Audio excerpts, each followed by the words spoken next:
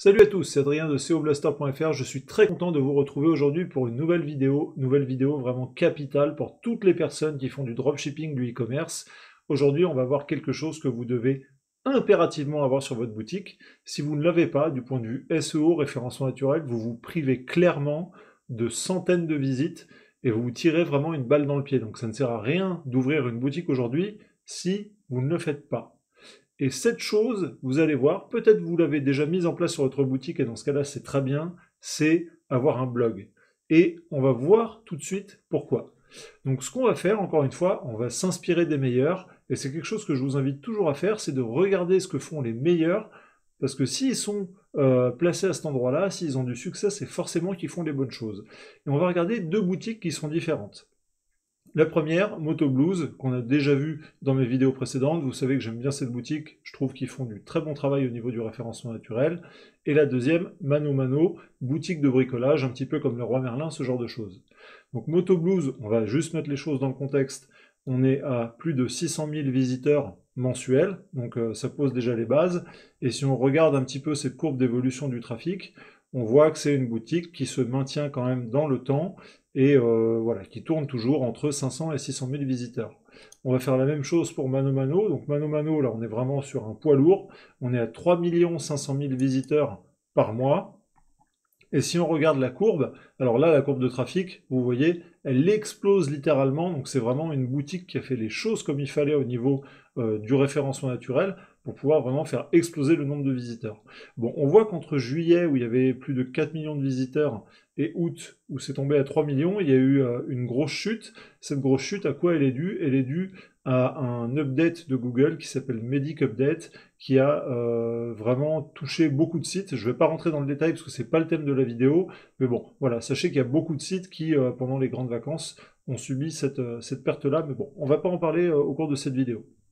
Alors, quel est le point commun entre Moto Blues et Mano Mano? Donc, ce sont des boutiques à succès et tous les deux ont mis en place un blog. Donc, sur Moto Blues, si on va tout en bas, on a ici la partie Enjoy the Ride, et Enjoy the Ride nous fait tomber sur leur blog. Et leur blog, de quoi il nous parle? Il va nous parler d'actualité moto, il va nous parler de tests de produits, de conseils, de plein de choses. Et quel est l'intérêt en fait d'avoir ce blog-là? Eh bien, il faut savoir qu'en termes de référencement naturel, les gens, par exemple, ne vont pas toujours rechercher le nom de votre produit, mais vont essayer de résoudre des problématiques. Typiquement, quel est le meilleur pantalon de moto, par exemple, ou quel est le blouson de moto qui tient le plus chaud en hiver. Vous voyez, ce genre de choses. Et c'est à ce genre de problématiques que vous allez pouvoir répondre sur votre blog. Donc par exemple, Moto Blues, lui, a choisi de faire vraiment quelque chose de très complet, en y associant en plus des news autour du monde de la moto, des reportages, de la vidéo. Donc là, on est vraiment sur le top du top de ce qu'on peut faire.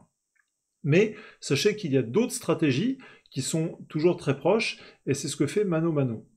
Si on va sur le site de Mano Mano, on peut aller voir quelque chose de très intéressant, et parce que Mano Mano, on se dit c'est pas toujours évident par exemple de créer un blog sur l'outillage ou ce genre de choses, parce qu'il y a des produits qui sont plus ou moins sexy, il y a des produits pour lesquels on voit ce qu'on pourrait écrire, mais d'autres où c'est un petit peu moins évident. Et en fait, ce que je vais essayer de vous montrer, c'est que vous pouvez et vous devez créer un blog absolument sur toutes vos boutiques, quel que soit le thème, que vous vendiez des tasses à café, des shops vikings, des accessoires pour enfants, peu importe, vous devez en avoir un.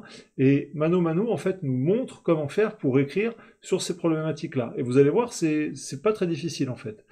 On va aller sur les produits Mano Mano, et notamment les produits de cuisine, et je prends volontairement un exemple qui n'est pas sexy du tout pour vous montrer qu'il est possible de faire un blog avec absolument tout et n'importe quoi.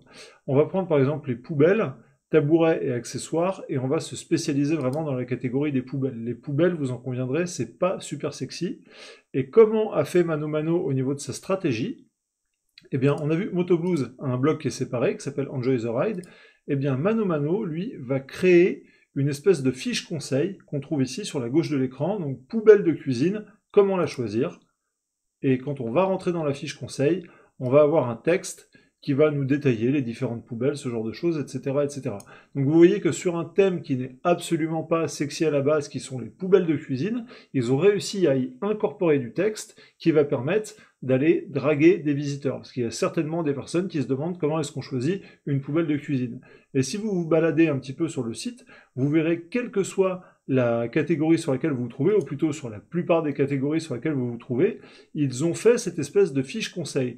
Donc si vous n'êtes pas inspiré sur votre boutique de dropshipping, que vous n'avez pas encore de blog, sachez qu'il peut être une bonne chose, par exemple, de faire une fiche conseil sur la thématique que vous attaquez. Si vous avez des vêtements pour enfants, je vous dis des arbres à chat, enfin vraiment peu importe, vous pouvez faire des fiches conseils pour à peu près tout, et ça va vous permettre de ramener des visiteurs qui cherchent justement à résoudre une problématique, et ensuite elles vont pouvoir rebondir sur votre boutique, et pourquoi pas acheter des produits si vous avez fait des belles fiches produits, si vous avez bien mis les choses en place comme il le faut. Donc voilà, d'un point de vue du référencement naturel et du SEO, comment est-ce qu'on fait pour justement créer des courbes comme ça qui nous permettent d'attirer de plus en plus de visiteurs. Ça fait partie des astuces vraiment de créer comme ça du contenu qui va draguer des visiteurs, qui va faire venir des gens et faire grossir notre boutique et, on l'espère derrière, notre chiffre d'affaires. J'espère que cette vidéo vous a été utile. Si c'est le cas, n'hésitez pas à mettre un pouce bleu, abonnez-vous. J'espère vraiment que ça vous a plu. Laissez-moi vos ressentis dans les commentaires, je les lirai et j'y répondrai. Et je vous dis à bientôt pour une prochaine vidéo. Ciao!